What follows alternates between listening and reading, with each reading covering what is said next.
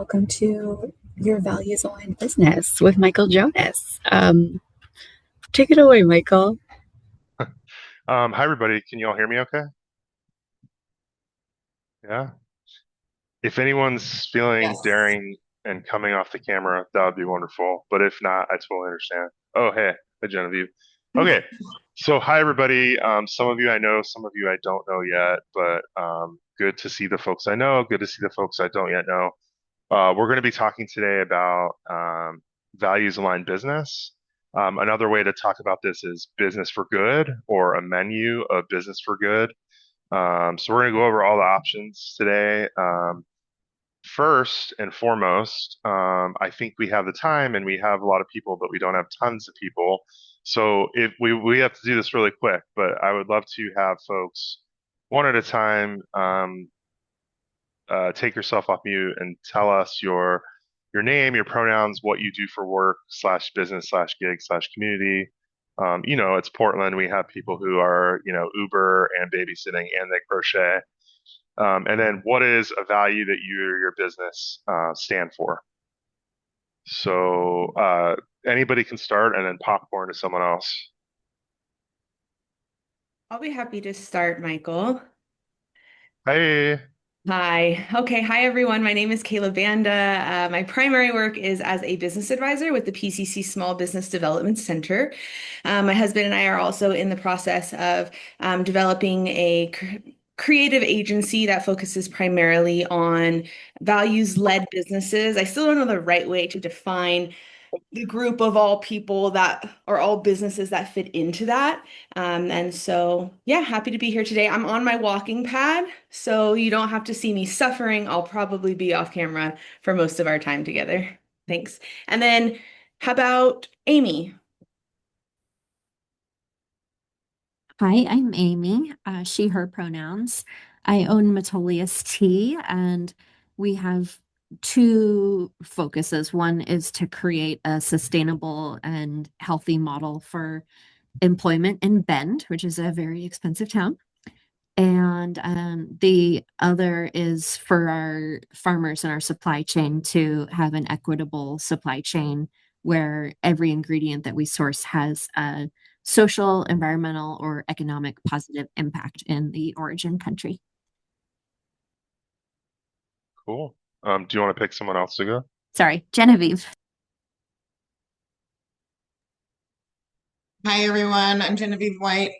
Like Kayla, I'm going to be moving here pretty soon, so we'll probably go back off camera. But pronouns are she, her. I'm a fractional chief operating officer, so essentially I help business owners get out of the day-to-day of their business. I'm also on the board of the Oregon Pride in Business Foundation.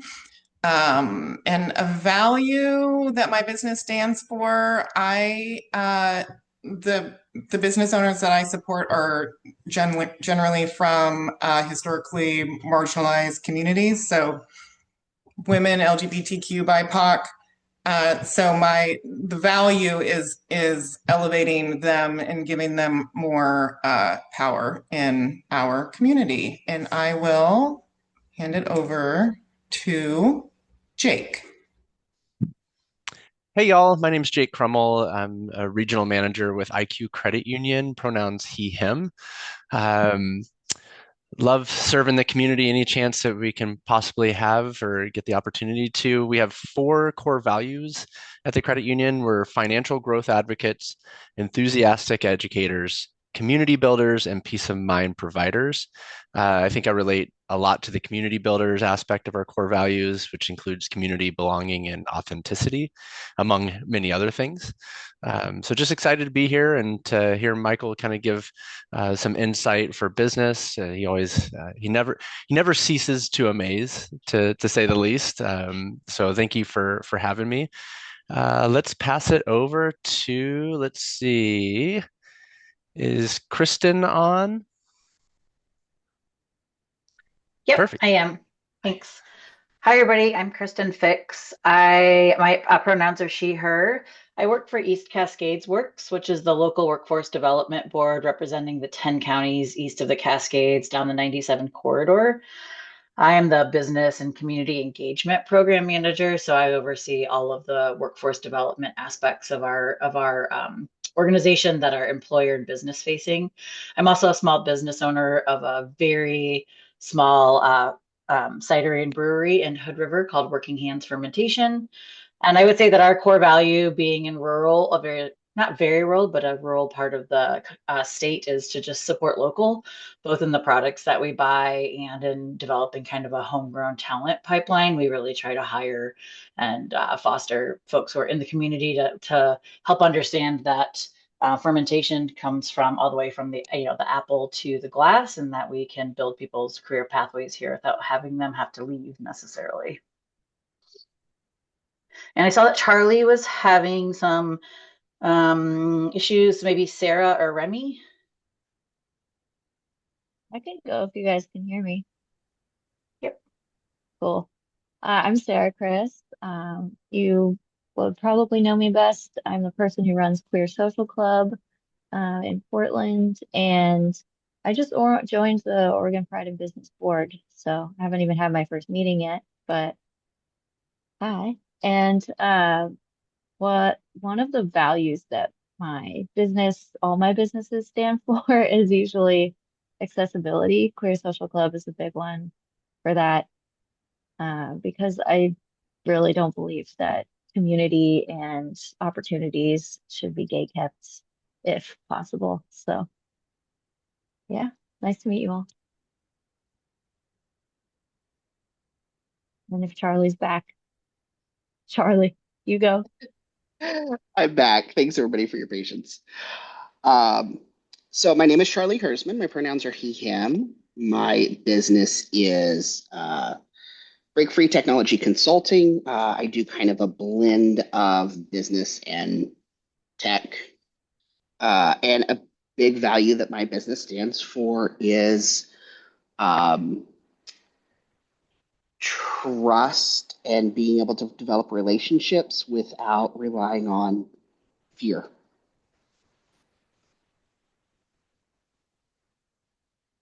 Cool. And I was in and out, Michael, so I don't know if I've got anybody left or if I was the last one. Remy hasn't gone. Who else is on here? Hi, Remy. Remy's, that sounds great to me. Remy, you're up. Great. Thanks, Charlie. My name's Remy Drabkin. I'm the owner and winemaker at Remy Wines. And through that, I'm also a participant in a handful of other things, co-founder of Wine Country Pride, which is the organization that puts on Rural Pride celebrations out here in McMinnville and Newburgh. And we incubated that nonprofit at Remy Wines. And after the nonprofit uh, gained more success, and by success I mean higher attendance, and we had to drive to get it off winery property because it has an exclusivity that goes along with it, right? You have to drive to get here, etc., all the other reasons. um, we moved that into a much larger role in the community, providing business grants to queer-owned businesses, scholarships, free flag distribution, and year-round pride events.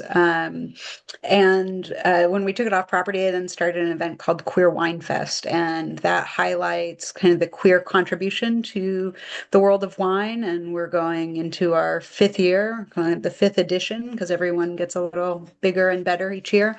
But we've supported about 20 queer-owned wineries year after year, 20 to 24 queer-owned wineries or queer-made wines year after year, and the event itself supports over 30 queer-led businesses. And so I think that those kind of dues are a good representation of the values that we bring to the work we do at Remy Wines.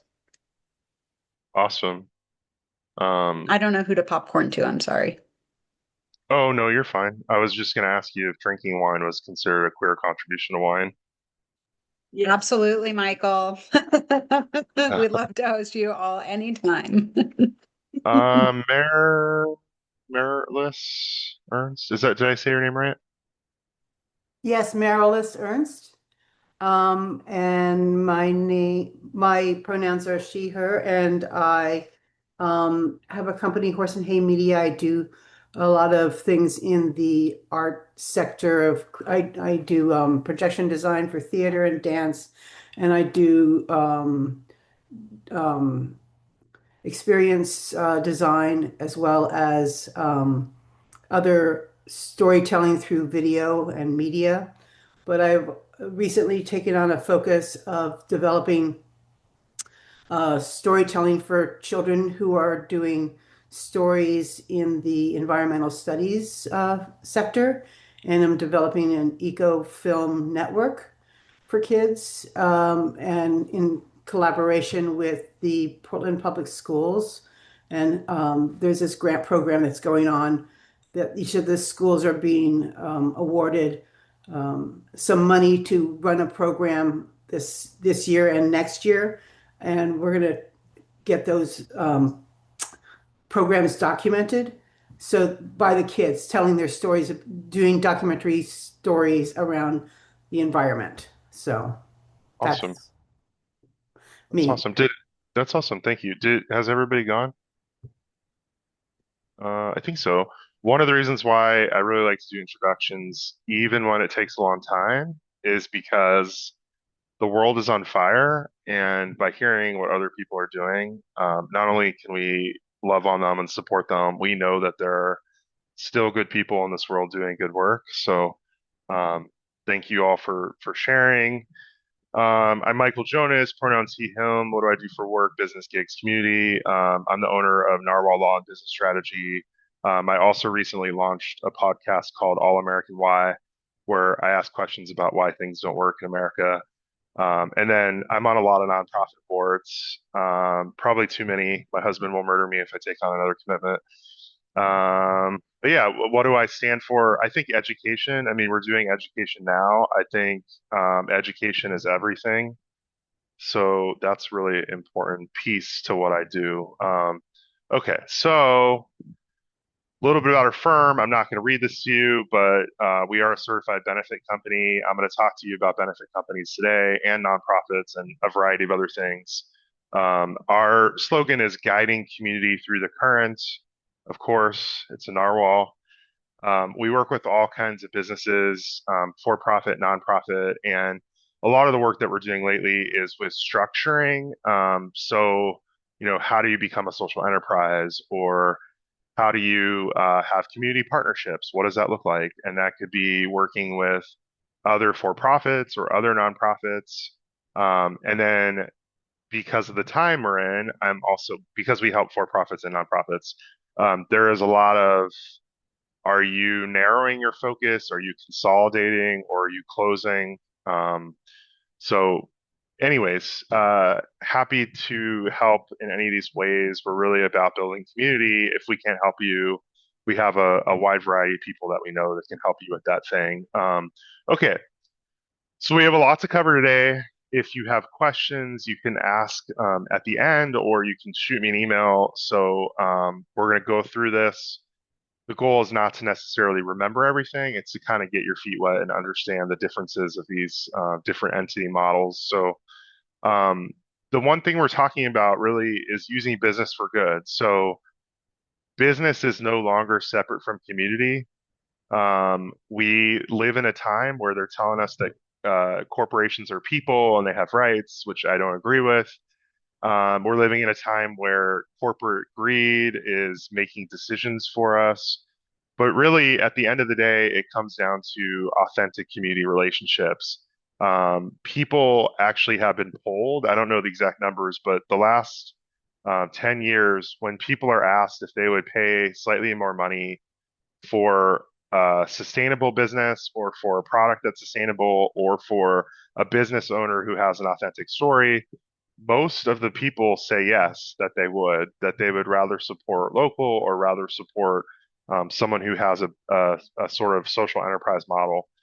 Um, it is not about being perfect. I would rather you or other people do the thing that they can do, even if it's one small thing, than try to do all the things. Some businesses have recycling programs, some have educational programs, some give back to the community. The goal is not perfection. The goal is practical alignment. So I just want you to remember that also this sort of like, well, where do I start? You have to start somewhere. So think of one or two really good or unique things that speak to you and try them and see how they go. Don't do five things. Five things are not sustainable. Okay, so why does this matter right now? You all know, as I said, the world's on fire. We're in a structural shift. Traditional systems are strained. Community needs are rising. We need to know not just from nonprofits. We need to know from our for-profit companies. Are you there for us? Are you there if ICE comes? Are you there if there's a need for a give back program or to save another business in your area? Are you there to hire fairly? So our needs are rising, but also our alertness to how for-profit businesses act is rising. This is an all hands on deck approach. So I live in kind of a different world where I am a business attorney with an MBA, but I'm also a social justice advocate, right? So um, I am who I am through and through, but there's we sort of live in this world where we're thinking that let corporate people or let business people be business people. What I'm going to tell you is that you can actually be a business person that implements community related goals into your business. Okay, so this is kind of a new social contract for business. Um, we're looking for, hoping for shared prosperity over extraction. Does anybody want to come off camera? No, no pressure. Um, oh, there y'all are. Sorry. It's like weird for me when it's like nobody's on camera and then I feel like I'm talking out to the void. Okay, so we're focusing on shared prosperity models. We've heard those terms quite a bit lately, shared prosperity. And what does that actually mean? But the idea is that we have to get out of the scarcity mentality and we have to get out of extraction. We can ask, how do we together do the thing that we're trying to do? So how do we together save that community program? How do we together both make money? How do we together both fundraise? A lot of times we're having these issues is it's protecting my organization or my business so that I don't fail. So I'm not going to do the thing, or it can't be that we support you and we support the other business. And the answer is that's not true.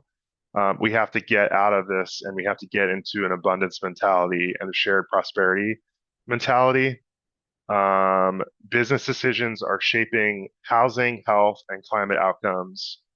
Small organizations and mutual aid already model this.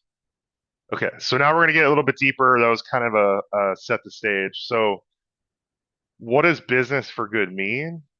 It means that profit supports purpose, local wealth circulation, transparency. As you'll see with the benefit company, it means that you value not just profit, but planet and people. So how to recognize it, not just market it. We're going to look for ethical supply chains, community investment and partnerships, accountability beyond slogans, worker voice in decisions, transparent hiring and pay practices, and livable wages and real benefits. You might be saying, I'm a small business. I need economies of scale, so I have to order the thing from either Amazon or I have to order the thing that's not sustainable. Again, you try your best. Maybe you can do one thing or two things. How many of you feel like you do some of these things on this list? Okay, Amy, do you mind sharing, Amy, which of the things on this list you do? Yeah, we are, we don't actually we aren't making living wage for our entry level positions for Bend, Oregon, but we're close. And most of our positions are, I think they have a realistic living wage for Bend at about $25 an hour, and our lowest pay is 23. Most of our team is well above 23. Most are between 25 and 30. So we're doing pretty well on that. And we've got a ton of benefits besides pay, like massive, like European level PTO. And we pay for people to go to the gym across the street and do lots of other lifestyle benefits and healthcare and whatnot. So we're pushing hard on that, and also looking at measuring living wage against pay for all of our farmers right now in Nepal and India and China. Nice. Thank you for sharing that. Anybody else want to comment on which of these things that they're doing?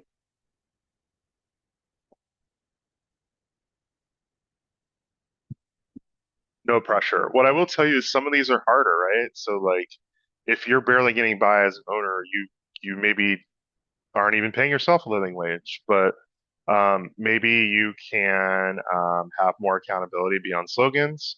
Maybe you can have community partnerships. Amy? Can I say one more thing? Yeah, of course.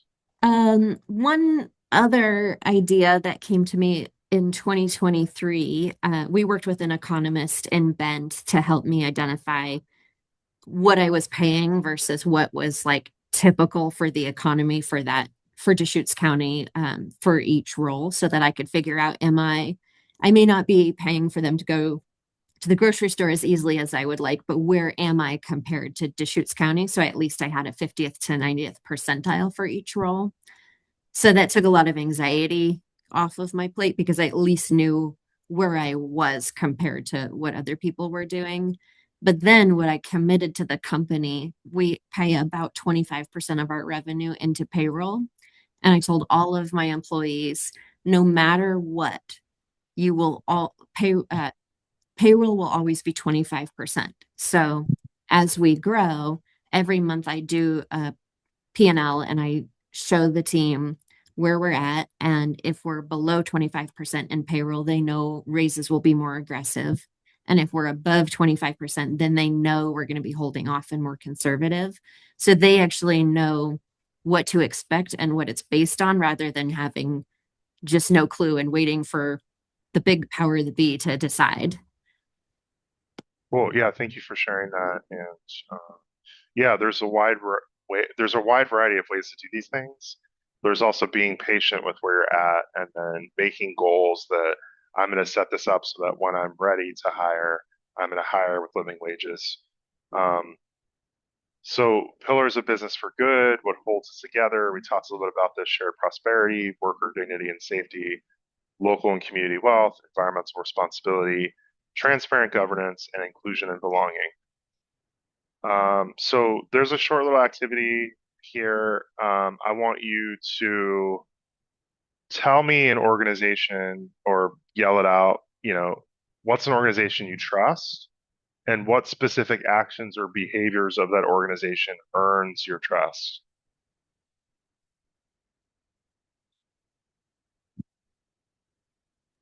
How about Dr. Bronner's for a large company? For me, and one of the actions or behaviors, one is the consistency in their product, always high quality with organic integrity, but also they're very clear about what their values are for all of the constituents that are impacted by their business, and they speak to every single one of them, and update that content regularly. That's mine. Cool, thank you. That's awesome, great. Anybody else?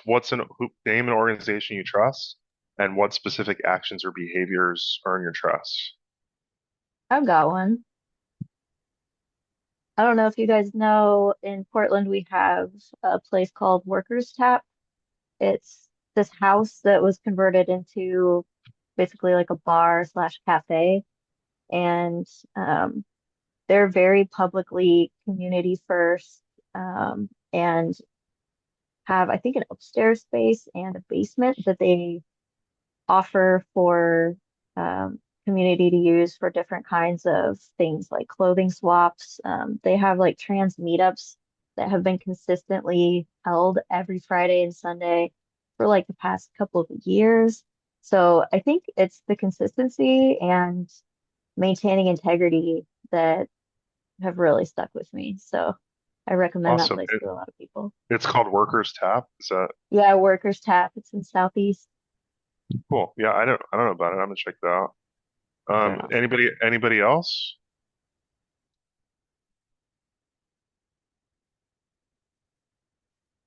Okay. So when we have a traditional for-profit model, um, our goal is to maximize our returns to owners, like an owner distribution, or to investors, right? And so profit is the essential. I'm going to try to make as most profit as I can. We have centralized decision making. So whether that's a board of people that you appointed or whether that's your own ownership, the community is not necessarily advising you on your for-profit model.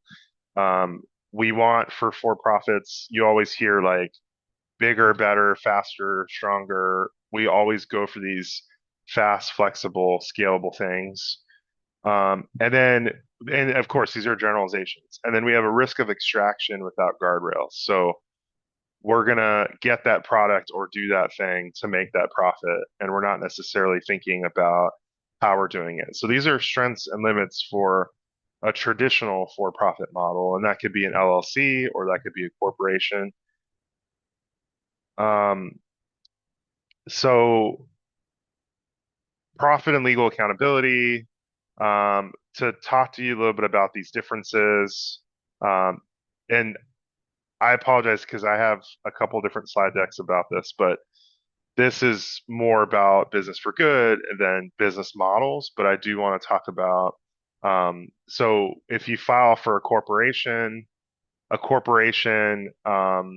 is, you know, what a corporation gives you the separation between individual and business, but the corporate model has officers and directors and historically was more complicated, right? Like we would get the separation of individual and business, but we also potentially would give out shares that were triggering the securities laws. So if you start a corporation and you give out equity, you have securities laws and you have a little bit more complexity. Whereas if you start an LLC, you do have the separation of yourself as an individual and your business, but you don't have as much complexity.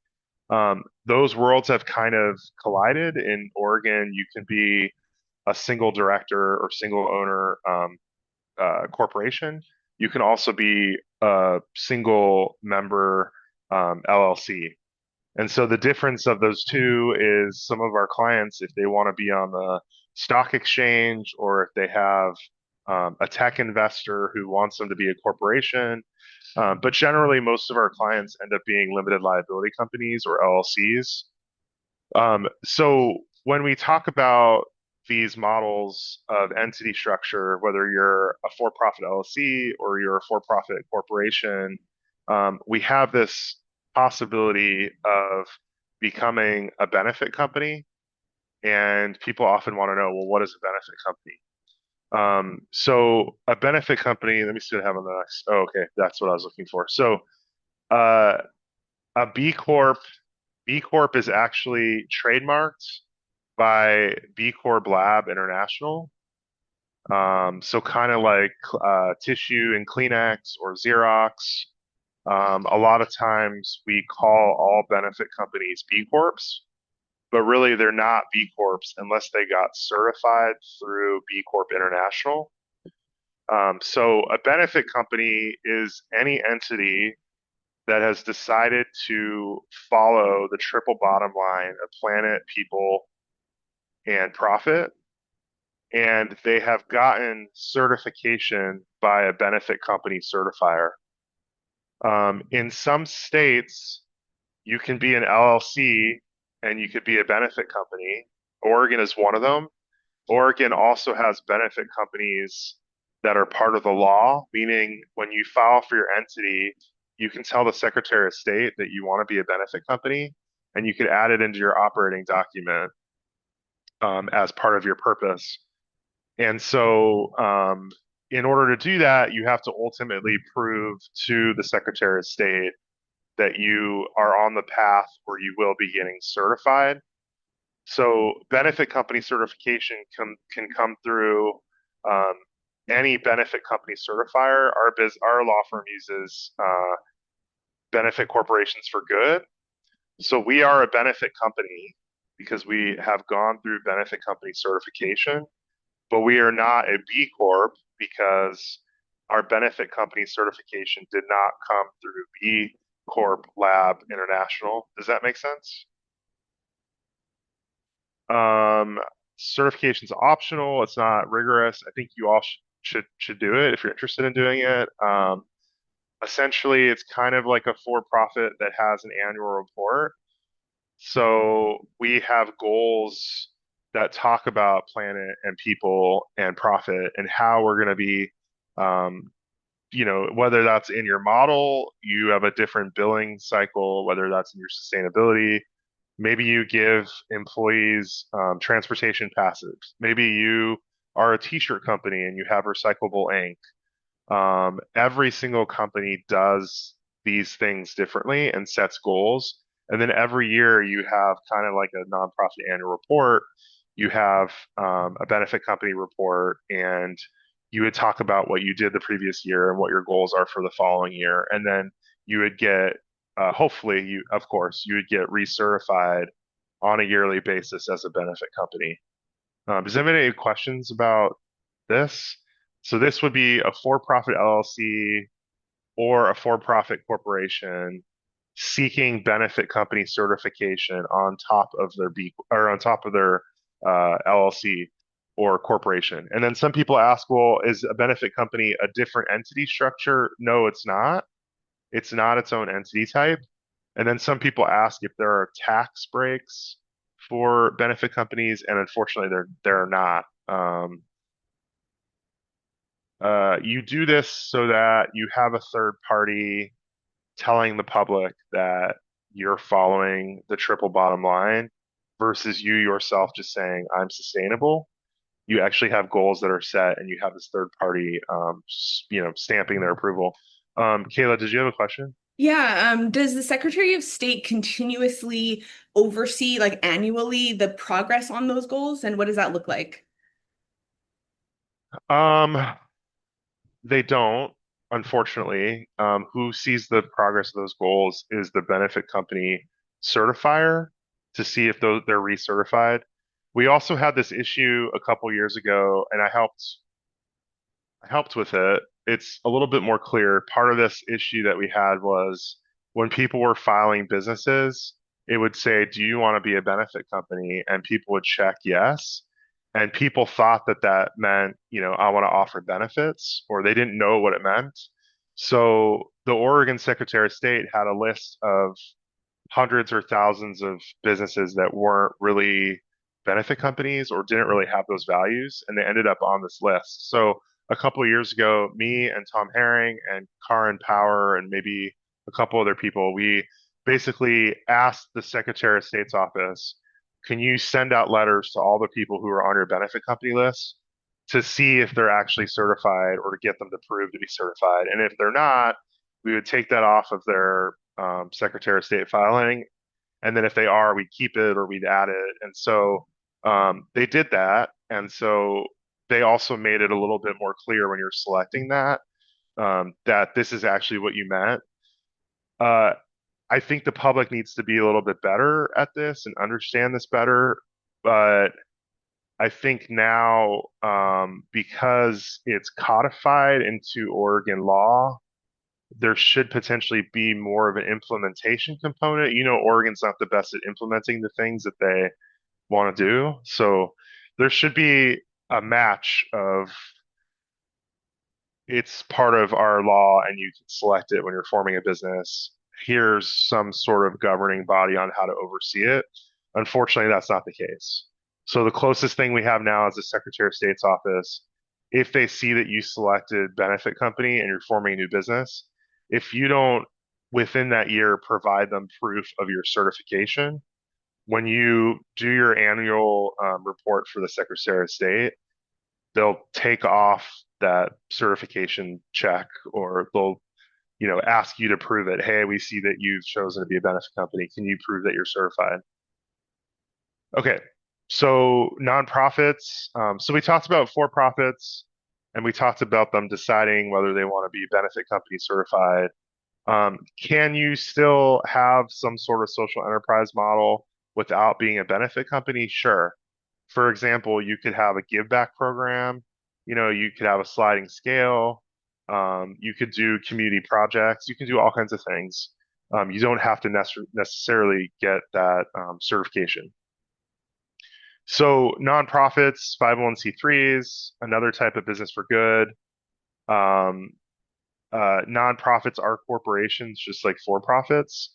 We unfortunately don't see them that way, which is a big problem. We don't have a business ecosystem that supports nonprofits, which it should be the other way around, because these are public funds, and you have to not only understand the service or the purpose that you're involved with, you have to understand how to run a business, and then you also have to understand nonprofit compliance and IRS and DOJ rules. So nonprofits, 501c3s, they are charitable or public serving missions. These are tax deductible. So if you get the federal tax exemption, you end up bringing it back to the state and getting state exemption.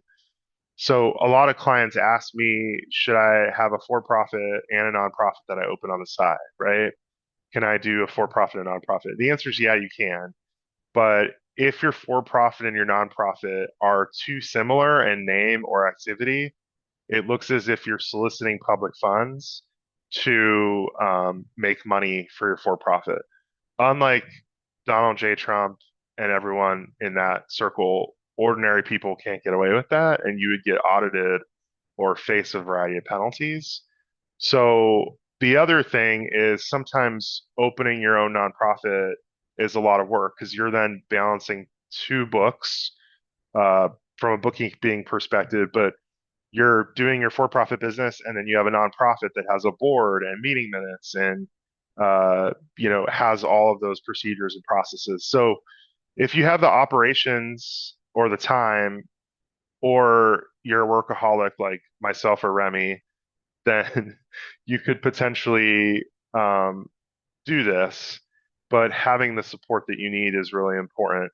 So someone might say, well, okay, how does a nonprofit start? All nonprofits are formed at the state level, just like another entity. And then you file a nonprofit at the state level, and then you decide, do I want to go through the federal exemption process with the IRS and become a 501c3, or do I want to always stay a state nonprofit? One way to stay a state nonprofit and to still get tax exemptions and be able to apply for grants and donations is to find an existing nonprofit, and they become what's called a fiscal sponsor. And that existing nonprofit can fiscally sponsor either your state nonprofit or a community program that you do that's separate from your for-profit business. So fiscal sponsors can take on the liability, and the finances and the public funds or the grants would go into their fund and then be administered into your fund.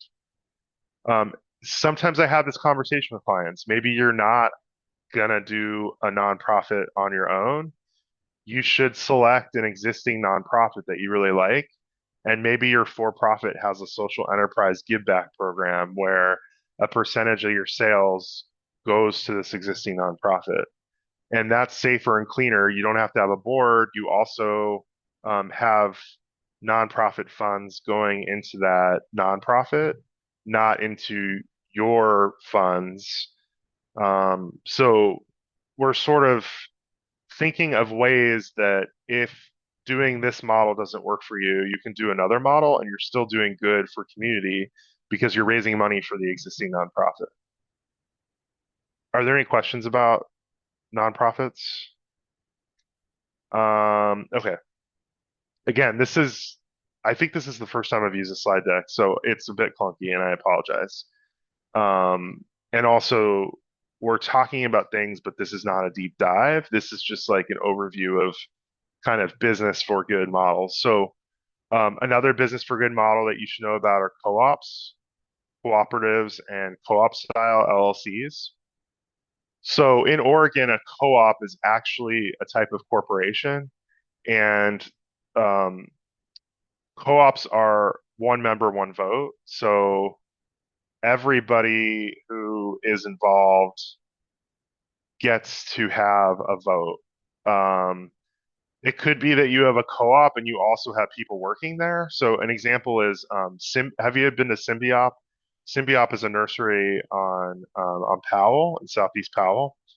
And everyone that's a member of the co-op has a vote. So one member, one vote. But then also some of the people that are members, they work there for money or get paid.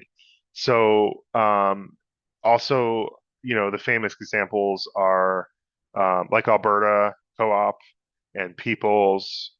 There's a really great Broad City episode where um, Abby is a member of a co-op, but she can't meet her hours, and so she has Alana work for her and pretend that she's Abby.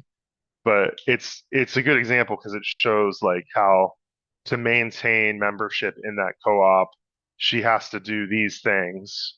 And so co-ops are great. The hard part about them is they're extremely formal.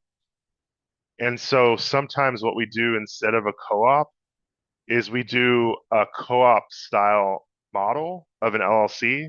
So we treat a multi-member LLC, members and LLCs are owners. We treat a multi-member LLC as a co-op style, meaning maybe we can't do one member, one vote, or maybe we want it to be that two people own, 10%, you own 10%, I own 10%, that's 20%, and then everyone else owns equally the rest. Or like, so we're kind of doing a co-op or a co-op model, but we're not really doing it exactly like the formal co-op model that's required. And so we use the contracts to do basically a partnership operating agreement that has a co-op model to it. Neither of these are right or wrong. Just know that if you want to do a formal co-op, you can, but it's either you do it or you don't, meaning if you choose a formal co-op model, everything has to follow member owned, one member, one vote. It all has to sort of follow those strict confines. Questions about this? It talks a little bit about fiscal sponsorship. So you literally today could work with an existing nonprofit and say, in addition to my for-profit company, I want to do this community project. Can you fiscally sponsor it? Or can we work together on that project? Fiscal sponsorships come in all shapes and sizes. Sometimes it's, can I use your EIN and do this thing that aligns with your mission, all the way to we're fundraising together, or I'm sharing my resources with you. You can use the space, you can use my bookkeeper. So we see this a lot, not only with for-profits doing community projects where they need to get the grant money or donations. We also see this with nonprofits or community organizations or mutual aid organizations who want to have the tax exemption that they need to raise money or give out tax deductions, but they themselves don't have the setup for that. They haven't gone through that federal exemption process. So I just want you all to know that fiscal sponsorships are possible. Highly recommended that you have a fiscal sponsorship agreement that's written so that you can talk about fund administration and liability and resources and sometimes time length. Like maybe you're going to fiscally sponsor me until my own nonprofit gets approved at the IRS level, and then you're going to not be a fiscal sponsor. We also have fiscally sponsored grants. So you'll see like the Portland Parks Foundation, they'll give out grants to either community projects or other people who have it could be either they have a nonprofit that's not yet exempt, or it could be that they're doing a community project. So what it is that nonprofit will take on the ownership of the funds, and they'll take on the liability, and they'll take on the accounting. And so they'll administer those nonprofit funds to this other organization. Questions about fiscal sponsorships?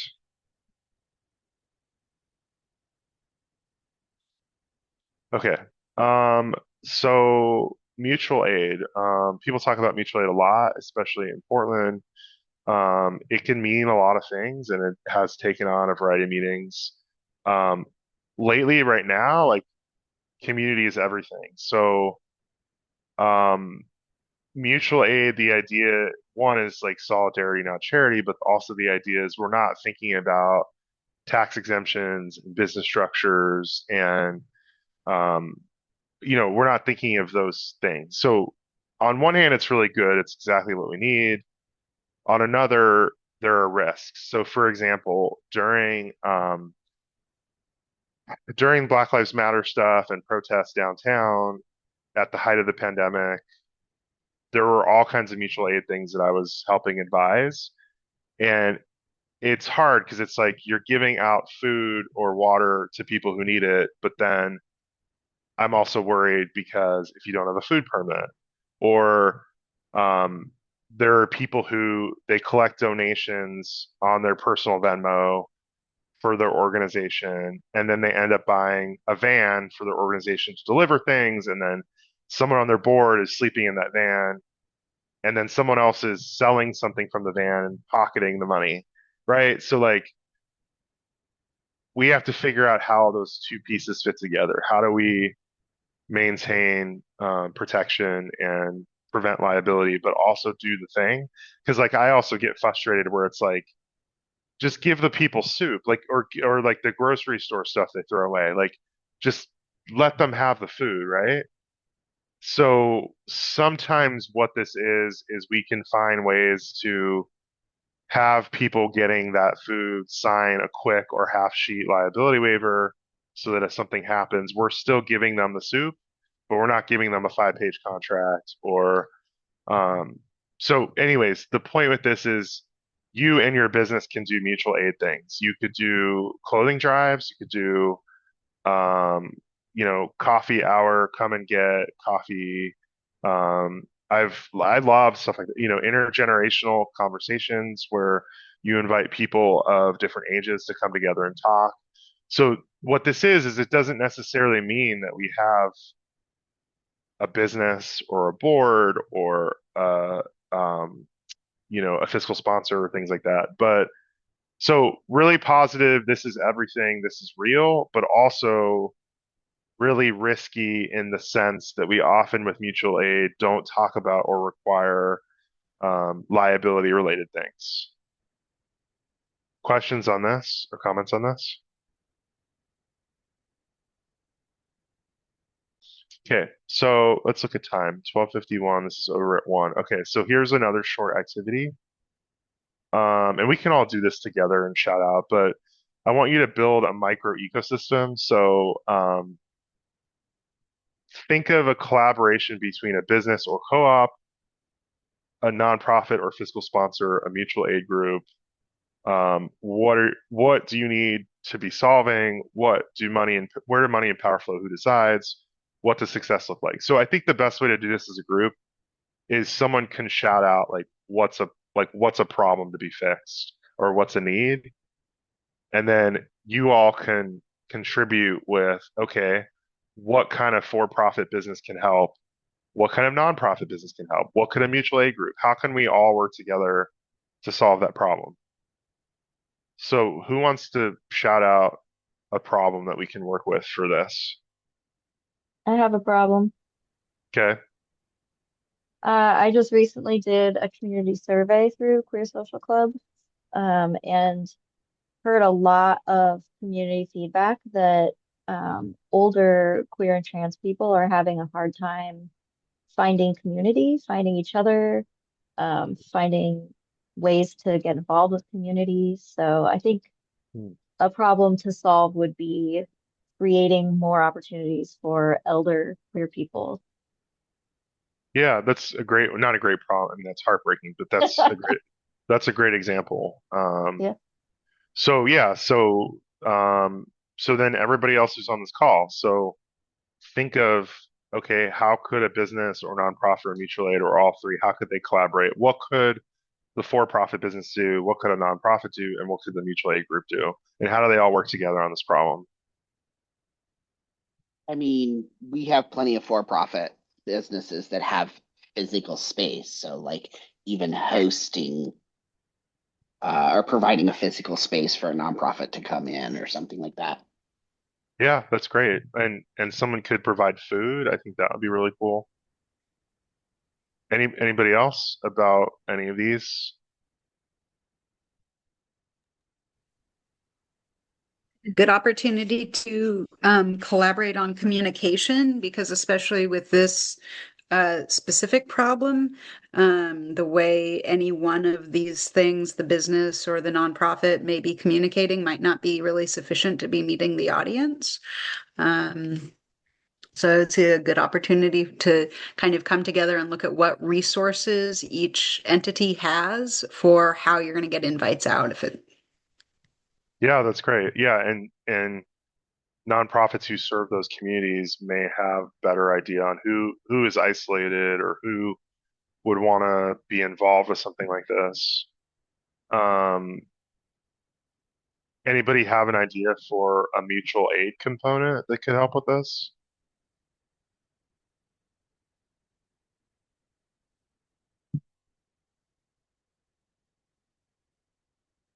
How about organizing a ride share to get to the event? That's kind of a mutual aid thing. Okay, so give me some other businesses or nonprofits or mutual aid groups that could be involved in solving this problem. And the problem, again, Sarah, and correct me if I'm wrong, is that there's a variety of queer elders who either don't have events to go to or don't know of them, or they're just not planned for them. And so there's a whole bunch of people who are like, where do I go? And not just where do I go for entertainment, but potentially like resources as well. Yeah, all the above. Okay. So yeah, throw out a couple more examples of a collaborative approach to this. I mean, I would want to talk to, depending on age range, I would want to talk to like some residential living places, because they seem like they always have like really full social calendars and stuff for their um, people to be involved in, and the people that they are working with that are doing that, I feel like could be a cool resource. Yeah, absolutely. So yeah, you all did a good job, and what the whole point of this thing is that it literally takes everyone, right? And so I think the focus is, okay, if we're really going to talk about resources and abundance and shared prosperity and community, we have to also demand from everyone to be involved. So I'm not saying force their hand, but Charlie raised a good point. Like, you have a space here. Can we use that space for the thing that we need? You want to advertise your new restaurant. Can you give us some food or give us a discount? So, in this sort of micro ecosystem world of problem solving, which is what we need to do, you can figure out with your business where you are or where you fit in here, right? So it's like, what can I do? What piece of me, and sometimes it's like business related, like I'm going to donate or give more than what I give. Sometimes it's I could be organizing with some of my clients or some of my staff members rides. So you don't do rides, you're not a driver, but the mutual aid thing sometimes is something different from what you do every day. Remy? was just saying you could also look for like how do you solve for two things at once? And so it can be really hard for people to say, I'm going to go to this social event to meet people because I'm isolated. But if you had like queer technology support, come learn how to use your iPhone or navigating some system that is also identified as a barrier. And then you could bring more independent kind of supportive or allied businesses in to help promote the event and get the word out and funnel people to that, and then those businesses could support with that, like what's needed to fulfill that other need that's beyond the social stimulation. Yeah, yeah, I love that. I also think for this particular problem, like there's a whole queer generation that's not here because of AIDS, right? And so meeting people who are older would be really helpful to not only continue history, but to have that intergenerational interaction. So maybe that's also part of it. Like there's a component of people of all different ages who are queer getting to know each other. Um, and so yeah, I think that yeah, you all did a great job with this activity. The point is to take this and to solve problems in this way, but to also think about the business that you're doing and where you fall into this and what you want to do. Like, what could you do that doesn't put you out, but that provides value to community problem solving, right? Okay, so why collaboration matters. We're almost done. We have like a minute left. So, no single structure is enough. Um, and like I said, like none of these pieces can fit together. Like, a good example that I always think about is this sort of economies of scale. So I have clients who have restaurants and things like that, and they really want to do environmental, um, recyclable materials or decomposable items, but they're super expensive. So why is it that the supplier, like Cisco or whoever, why can't they provide decomposable items? So my point in that is that sometimes this is flipping the script so that the mutual aid organizations, the nonprofits, the for-profit small businesses actually look towards the other sort of economies of scale or corporate entities that are providing those things and say to them, like, we also need you because we don't have the power to do this thing unless we have the economies of scale to reach that. I think this is a larger American problem of untethering corporate greed from moral imperatives. But the point I'm trying to make is that I do think we're now in a time where it's necessary for you to also ask other people who maybe are in a different business sector than you or have a different business entity, what is your thing? What are you giving back to the community? I think that's a fair question. Okay, key takeaways: business can build dignity and belonging. Structure determines power and benefit. Co-ops and benefit companies rebalance ownership. Fiscal sponsorship supports experimentation. So you could do a fiscally sponsored project and not yet form a nonprofit, and you could see where it goes. And then you could decide later on, okay, that's a nonprofit I want to start, or this is a program and I'm going to have this nonprofit take it on, but I'm going to be involved in some other sort of way. And then collaboration creates shared prosperity. And then I have a little challenge for you. I know it's one-on-one, so we're at time, but I want you to, over the next 30 days, choose one relationship that you want to deepen or reimagine. Trace the flow of money and power in your organization or project. Test one change. So these are all like I want you in the next 30 days to try to do one or all of these things.